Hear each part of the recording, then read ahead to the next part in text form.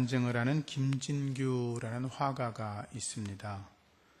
드로잉 간증이라고 하는 것은 그림을 그려가면서 자신이 예수님을 만난 체험을 간증하는 것입니다.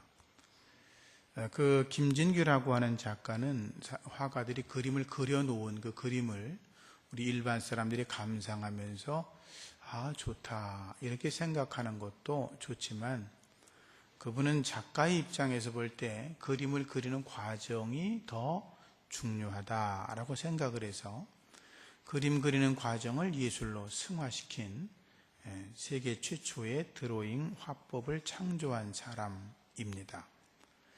많은 투자자들을 확보하고 이제 대학에서도 강의를 하기 시작했고 이른바 좀 뜨는 그런 사람이 되었습니다. 그런데 세상에서 조금 알려지기 시작하고 자기도 뭔가 이렇게 이제는 자기 일을 할 수 있다고 여겨졌을 때 그의 삶 속에 전혀 예측하지 못했던 어려움이 찾아왔습니다. 그는 자기도 모르는 어느 날부터 눈앞에서 크고 검은 손들이 눈앞에 나타나기 시작했습니다. 너무 놀라서 병원에 가봤더니 병원에서는 공황장애라는 진단을 받았는데 본인은 공황장애 정도가 아니라 눈만 뜨고 있으면 자기도 알 수 없는 어떤 신비한 영적 힘에 이끌리는 것 같은 느낌을 받으면서 눈앞에 검은 손 4개가 언제나 자기를 이렇게 억누르고 있는 것을 경험하게 되었습니다. 너무나 무섭고 공포스러워서 생활을 제대로 할 수가 없었죠. 그렇게 질병으로 고생할 때 그는 예수를 믿지 않고 있었습니다. 그런데 그 누나는 예수를 집안에서 먼저 믿어서 집안에서 쫓겨났습니다. 믿음이 얼마나 좋았던지 전도사님과 결혼을 해서 사모가 되었는데 이제 이 김진규라고 하는 이 사람이 그 누님의 그 자녀들을 만나면 이렇게 이야기했다고 그럽니다. 예수는 없어. 사람들이 다 속고 사는 거야. 내 엄마와 아빠가 말하는 그 예수는 무슨 뻥이야, 뻥. 그러니 절대로 교회 나가지 마라. 이렇게 전도사님의 아들과 딸에게 그렇게 이야기를 했다고 그럽니다. 그런데 그의 동생을 위해서 그의 누나가 8년 동안 기도 일지를 써가면서 늘 기도했습니다.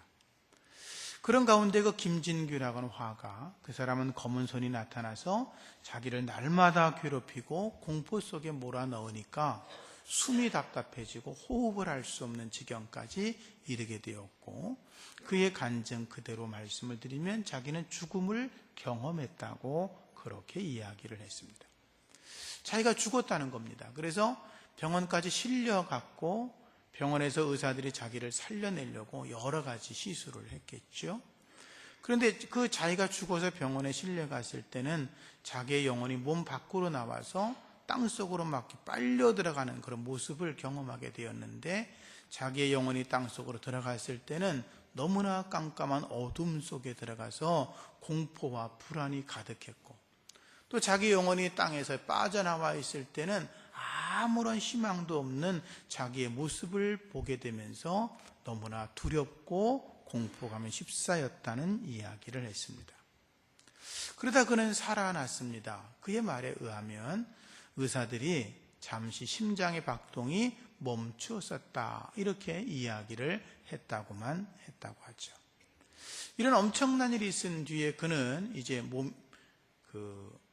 자기 누나와 그리고 매형인 전도사와 함께 기도원에 가서 기도를 하기 위해서 가는 도중에 자기는 차 뒷좌석에 앉아 있는데 너무나 무섭고 역시 두렵고 공포스러운 그런 시간들이 계속 되어졌다 그럽니다. 그래서 자기도 모르게 창밖을 내다보는데 가로수가 안 보이더랍니다. 질비하게 늘어서 있던 아파트도 안 보이기 시작하고 주변의 사물은 아무것도 안 보이는데 자기 눈앞에 그냥 자동차 도로만 눈에 보이기 시작했다고 그럽니다. 그러다 갑자기 자기의 그 앞쪽에서 예수 그리스도께서 나타나셨는데 얼마나 환하고 빛나는 광채가 보이는지 자기도 모르게 순간적으로 자기 몸을 지배하고 있던 검은 어둠의 세력과 자기 목을 억누르고 있고 눈앞에 보여지던 검은 손들이 완전히 다 사라지게 되었다고 그럽니다.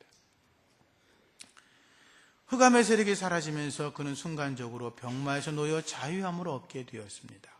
기도원을 가던 중이었는데 기도원에 도착해서 사흘 동안 금식하고 기도하는 중에 하나님의 음성을 들었습니다. 그가 간증하기를 내가 너에게 준 재주로 나를 증거해라 라는 하나님의 음성을 들었습니다. 기도원에서 내려왔습니다. 다시 이제 건강이 회복됐으니까 투자자들을 다시 불러 모으고 설명회를 합니다. 그가 여러 설명을 하고 나서 그가 이렇게 말을 했습니다. 내가 제일 먼저 하려고 하는 작품이 있는데 그 작품은 예수님을 증거하는 것입니다 라고 투자자들 앞에서 이야기를 했더니 투자자들이 그 자리에서 다 벌떡 일어나서 그 자리를 다 떠나버렸다고 그럽니다. 한마디로 망한 것입니다. 빚더미에 올라 앉아가지고 생활하기조차 힘든 그런 지경이 되었습니다. 그렇지만 하나님께 받은 사명을 포기할 수가 없어서 아내와 자식들이 아픔과 고통을 감수하면서 몇 년 동안 숱한 고생을 하다가 그의 그러한 그림을 그리면서 간증을 하는 드로잉 아트가 극동방송을 통해 알려지면서 그는 이제 복음을 전하는 전도자가 되었습니다. 한국과 일본에서 그리고 중국에서 그는 드로잉 아트를 통해서 예수님을 증거하고 있는데 그 증거하는 그 간증의 자리에 저도 함께 참석을 했었는데 성령께서 역사하시고 주께서 친히 놀라운 일들을 이루고 있다고 하는 것을 그의 간증을 통해서 듣게 되었습니다. 사랑하는 성도님들, 예수 그리스도를 만나게 되면 우리의 모든 죄가 사라져버리고 주님 안에서 우리가 의로운 삶을 살아가게 되는 줄로 믿습니다.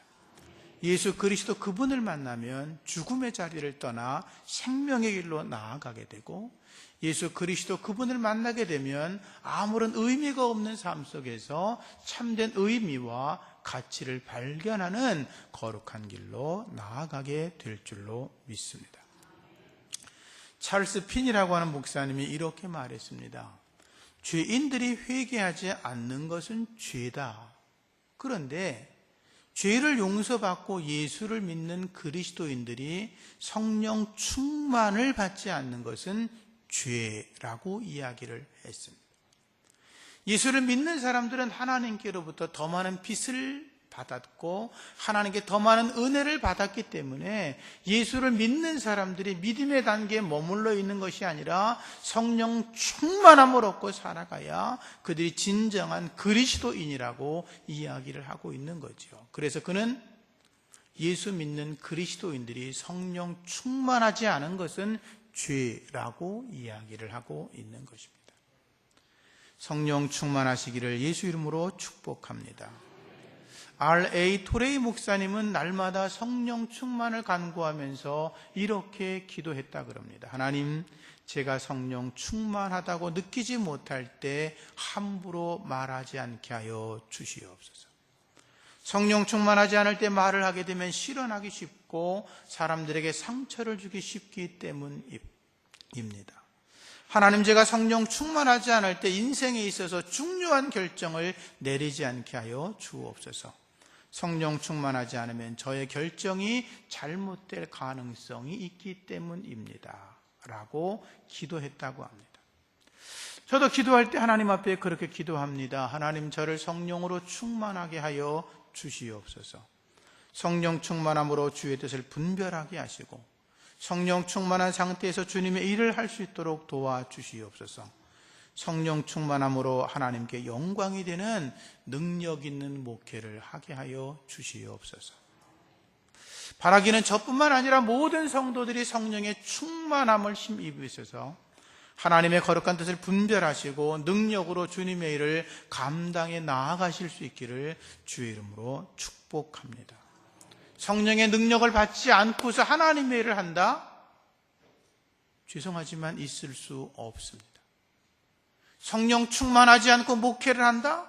그건 성도를 다 죽음의 길로 이끌어가는 것입니다. 성령 충만하지 않고 직분의 일을 한다? 교회를 망치는 일이 될 수 있습니다. 성령 충만하지 않고 아이들을 가르치는 교사가 된다? 아이들을 죽음의 길로 이끌어갈 수 있습니다. 바라기는 모든 성도님들이 성령으로 충만할 수 있도록 주 앞에 더 힘써 기도할 수 있기를 부탁을 드립니다. 사랑하는 성도님들, 기도하실 때마다 기도해 주십시오. 부족한 제가 성령 충만으로 주님의 일을 할 수 있도록, 우리 부교역자들이 성령으로 충만하여 하나님의 일을 잘 감당할 수 있도록, 또 기도하실 때마다 세셈 공동체 속에 모든 성도들이 성령의 충만함으로 영성을 가지고 하나님을 섬겨 나갈 수 있도록 서로 기도해 줄 수 있기를 부탁을 드립니다. 세계적으로 유명한 부흥사였던 무디라는 목사님이 계십니다. 그분은 초등학교를 제대로 졸업하지 못했다고 그럽니다. 그가 설교를 하면 그의 말하는 것들이 앞뒤가 맞지 않고 문법에 맞지 않고, 그가 설교문을 써놓으면 정리하는 사람이 오타가 하도 많아가지고 그것을 아주 세밀하게 확인하지 않고는 그의 설교문을 작성할 수 없었다고 그럽니다. 그런데 어떻게 그가 미국뿐만 아니라 온 세계에 영향력을 끼치고 오늘 목회하는 저 같은 사람들에게도 그의 영성을 배우기 위해서 우리가 마음을 열고 그를 받아들이냐면, 그는 성령 충만한 하나님의 사람이었기 때문인 것입니다. 일반적으로 목사님들이 설교를 하고 나면 성도들 중에 가장 많은 반응이 목사님 은혜 받았습니다, 이 이야기를 제일 많이 합니다. 우리 교회 어떤 분은 목사님 오늘 짱이었어, 이런 분들 계세요. 그런데 이 무디 목사님이 설교를 하고 내려오면 성도님들이 은혜 받았습니다, 이러면 좋은데 그렇게 말하지 않고 제가 목사님을 위해서 기도하겠습니다 라고 말을 했다고 합니다. 참 고마운 말이죠. 그런데 무디 목사가 듣는 입장에서는 은혜를 받았다 그러면 좋을 것 같은데 내가 얼마나 은혜를 못 끼쳤으면 목사님에서 기도하겠습니다 라는 말을 들을까라고 생각해서 조금 기분도 좀 그렇고 좀 짜증도 나고 그런 생각이 들었다는 거예요. 그래서 목사님이 하루는 잘하는 성도를 불러놓고 물었답니다. 왜 다른 분들이 설교할 때는 은혜 받았다 그러시고 제가 설교할 때는 기도하겠습니다 라고 합니까? 제가 배움이 부족해서 그렇습니까? 그랬더니 그 성도가 이렇게 대답했습니다. 목사님, 오해하지 마세요. 목사님의 설교에 성령의 능력이 함께 하시도록 하기 위해서 우리가 기도하는 것입니다 라고 대답을 했다 그래요.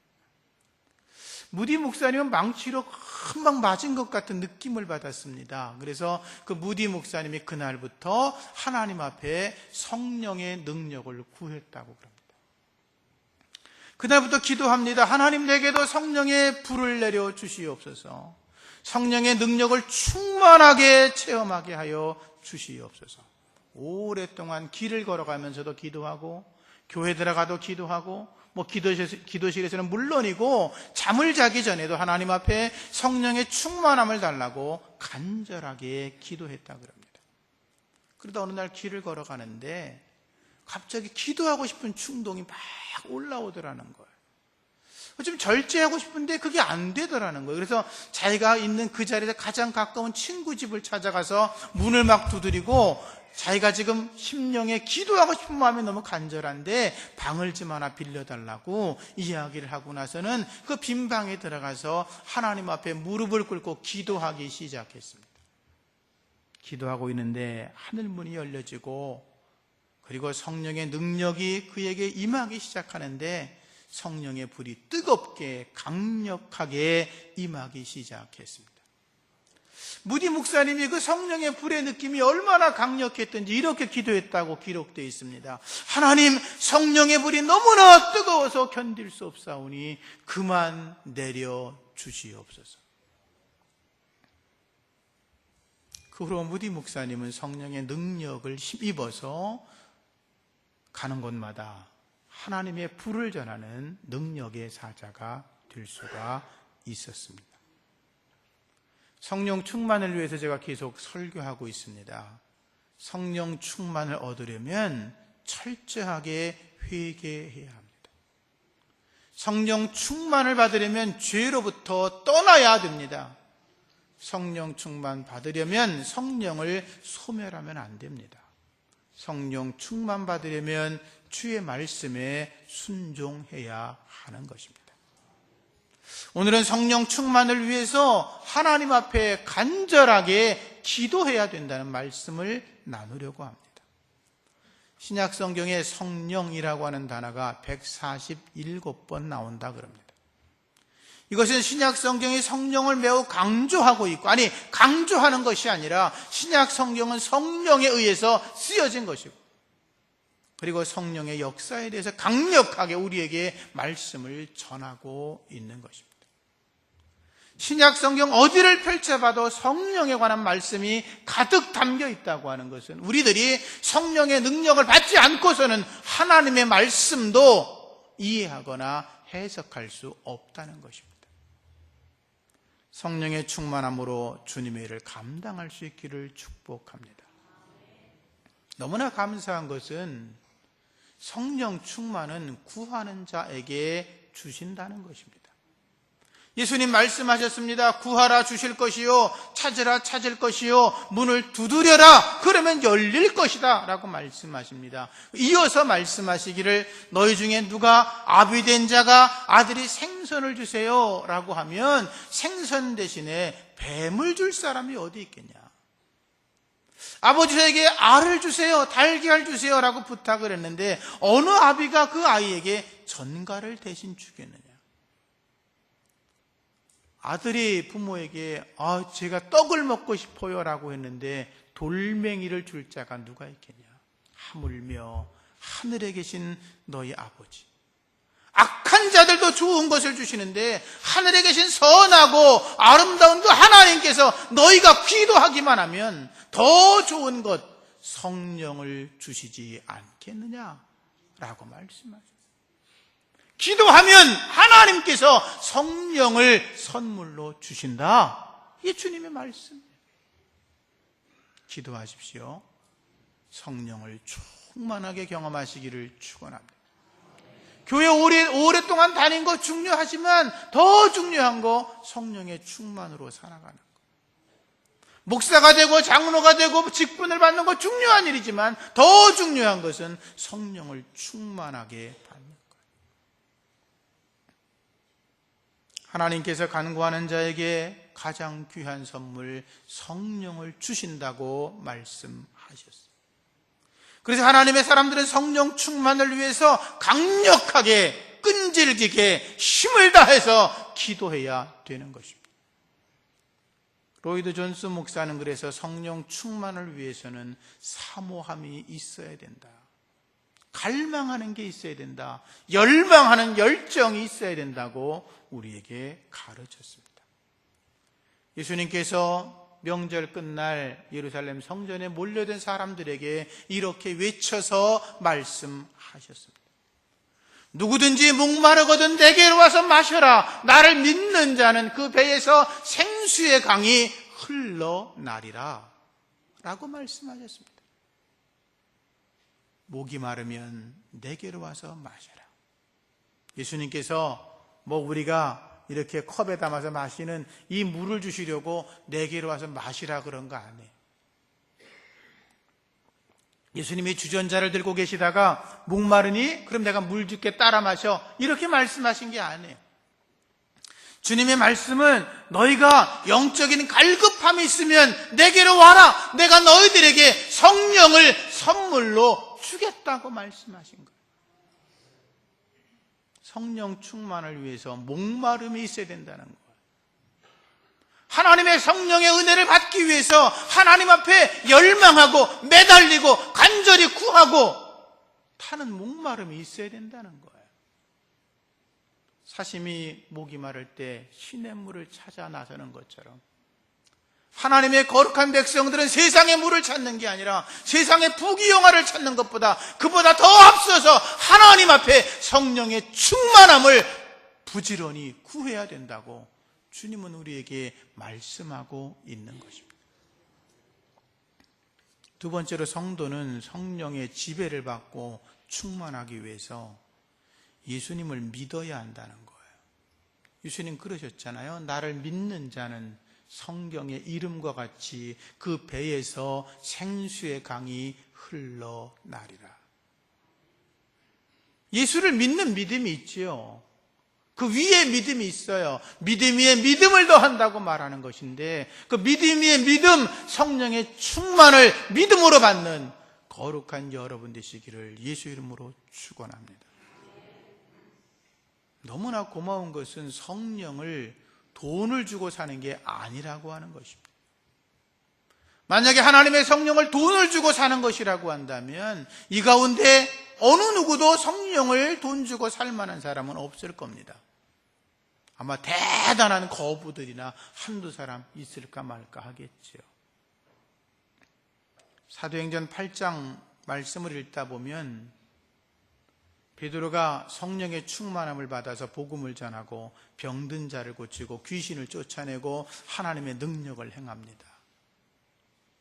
그 모습을 보았던 마술사 시몬이 베드로가 하는 걸 보니까 너무 신기하잖아요. 어떻게 기도했는데 귀신이 나가요?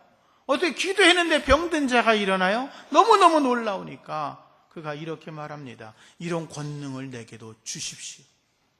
내게 안수하는 사람들도 성령이 임하게 해주십시오. 제가 돈을 주고 그 능력을 살 수 있도록 내가 돈을 드리고 싶은데 얼마나 드리면 좋겠습니까? 마술사가 베드로에게 말했습니다. 베드로가 그 말을 듣자마자 깜짝 놀랐습니다. 이렇게 말합니다. 네가 하나님의 선물을 돈 주고 살 줄로 알았느냐? 네가 그 은과 함께 망할 거다. 이렇게 말했습니다. 네 마음을 보니까 네 마음이 악독하고 마음이 올바르지 못하고 네 마음이 하나님의 뜻에 맞지 않으니 너는 성령의 충만함과 관계가 없다고 말하였습니다. 성령 충만은 돈을 주고 사는 게 아니고, 성령 충만은 뭐 이렇게 세미나를 참석한다고 받는 게 아니고, 하나님 앞에 엎드려 끊임없이 성령 충만을 받을 때까지 기도하는 자에게 주어지는 능력인 것입니다. 왜 목사의 입에서 또는 여러분들의 입에서 불평과 불만과 때로는 악하고 더럽고 추악하고 하나님이 기뻐하지 않는 말이 나오는지 압니까? 성령 충만하지 않아서 그렇습니다. 그건 저도 마찬가지입니다. 왜 오늘날 수많은 교회들이 능력을 잃어버리고 죄와 타협을 하고 세상 사람들에게 조롱거리가 되고 비난을 받고 욕을 먹습니까? 성령의 은혜를 떠나 있기 때문에 그렇습니다. 성령으로 충만하시기를 주의 이름으로 축복합니다. 오늘 본문의 말씀을 보면 오순절에 성령 충만을 받은 사람들이 120명 정도 되었다고 기록을 하고 있습니다. 이들은 성령 충만을 받을 때까지 끝까지 기도했습니다. 바로 그 사건이 있기 열흘 전에 예수님께서 하늘로 승천해 올라가고 계셨습니다. 그때 주님 말씀하셨습니다. 너희는 예루살렘을 떠나지 말고 아버지께서 약속하신 것을 받을 때까지 기다려라, 이렇게 말씀했어요. 그러면 너희가 성령을 받을 텐데 성령을 받고 권능을 받으면 예루살렘과 온 유대와 사마리아와 땅 끝까지 이르러 나의 증인이 되어야 된다고 말씀하셨습니다. 근데 그 사건을 경험하고 그 음성을 들은 사람이 고린도서에 보면 500여 형제나 되었다 그랬어요. 그게 다른 사람까지 더 많았다는 거죠. 근데 그 중에 수많은 사람들이 그날 예수님의 승천과 주님의 마지막 유언을 듣고도 그 자리를 그냥 떠나갔다는 것입니다. 먹고 사는 게 바빠서, 관심이 없어서, 여타한 이유로 떠나갔다는 거예요. 많은 사람들이 마가의 다락방에 들어 함께 기도하다가 회의도 하고 뭣도 하고 다 하다가 지루하고 귀찮고 언제 성령이 임할지 모르니까 어떤 사람은 3일 만에 떠나가고 어떤 사람은 닷새 만에 떠나가고 어떤 사람은 9일 만에 떠나갔을 겁니다. 그런데 마지막 성령이 임할 때까지 열흘 동안 열심을 다해 기도한 사람들에게는 오늘 말씀에 기록한 대로 불의 혀같이 갈라지는 성령의 역사가, 바람 같은 성령의 역사가 그들에게 임했다고 기록하고 있는 것입니다. 포기하지 말고 성령의 은혜와 능력을 받기 위해서 기도하는 하나님의 사람들 되시기를 주의 이름으로 부탁을 드립니다. 그들이 세상을 변화시켰습니다. 성령 받은 사람들이 예루살렘을 뒤집어 놓았습니다. 성령 받은 사람들이 흩어져 아시아와 온 세계로 퍼져가면서 그들이 머물던 그 자리에는 기적이 일어났고, 세상에 요동을 하고 저 사람들이 과연 누구냐고 이야기를 하면서 하나님의 거룩한 기적이 그들을 통하여 나타날 수가 있었던 것입니다. 왜 우리 교회가 능력이 부족합니까? 우리가 성령으로 충만하지 않아서 그렇습니다. 여기 있는 분들 200명만 성령 충만 받으면 저는 분명히 믿기는 서울이 뒤집어질 겁니다. 여러분들이 사는 경기도가 뒤집어질 겁니다. 은평 뉴타운에 새로운 역사가 쓰여질 겁니다. 성령의 충만을 구하시기를 축복합니다.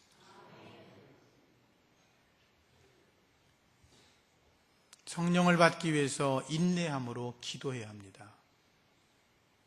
오순절 마가의 다락방에 성령 받은 사람이 열흘 동안 힘써 기도하지 않았습니까? 오늘날 많은 목사님들이 지금도 그럴 겁니다. 제가 어려서 교회를 다닐 때 제가 다니던 교회 목사님은 그랬습니다. 방언 없다 그랬습니다.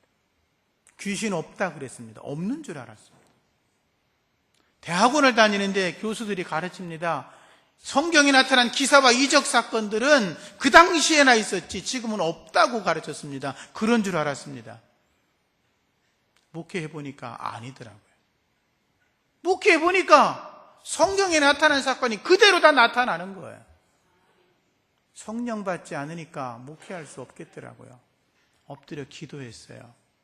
신학대학을 다니면서 하루 2시간 이상 기도했고요. 목회 시작하면서 40일을 밤을 새워 기도하기를 여러 번 했어요.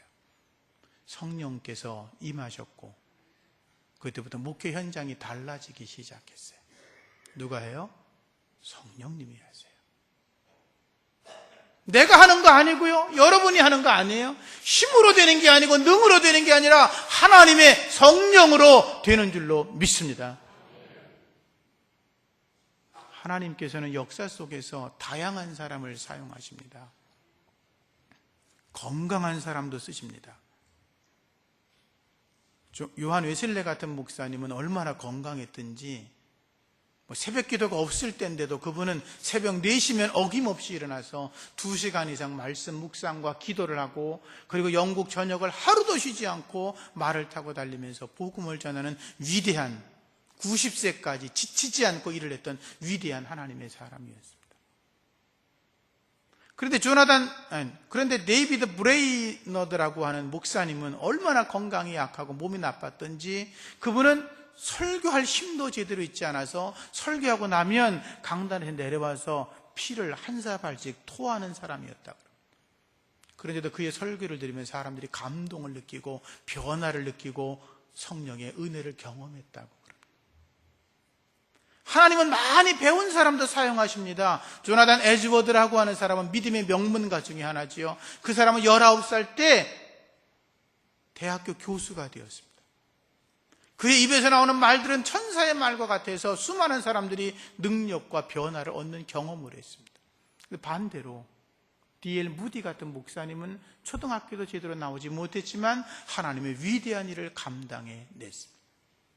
하나님께서는 때로는 위대한 목사님들, 명성 있는 목사님들도 사용하시지만 때로 하나님은 이름도 없이 빛도 없이 누군지도 모르는 조그마한 평신도를 통해서도 위대한 일을 이루시는 줄로 믿습니다. 그런데 중요한 것은 그들 가운데 공통점이 뭐냐 하면 하나같이 성령 충만했다는 거예요. 이름이 대단해서가 아니라, 교회가 커서가 아니라, 배운 게 많아서가 아니라 그들은 성령으로 충만했기 때문에 하나님이 사용하기 좋은 믿음의 도구가 되었다는 거죠. 성령 충만하시기를 주님의 이름으로 축복합니다. 그 일을 위해서 기도하시기를 바랍니다. 새벽을 깨우십시오. 때로 밤에 나와 기도하십시오. 때로 금식하며 기도하십시오. 때로는 밤을 새워서라도 기도하십시오. 하나님이 여러분들에게 성령 충만을 선물로 주시고 여러분들을 통해서 위대한 일을 이루실 줄로 믿습니다. 기도하겠습니다. 하나님 감사합니다. 부족한 종에게, 주님이 사랑하는 모든 성도들에게 성령의 충만을 위해 기도하게 하시고 하나님이 허락하시는 성령의 충만을 선물로 받을 수 있을 때까지 힘을 다하여 기도하는 저희들이 되게 하여 주시옵소서. 성령의 충만함으로 살아가게 하옵소서. 예수님의 이름으로 기도합니다. 아멘.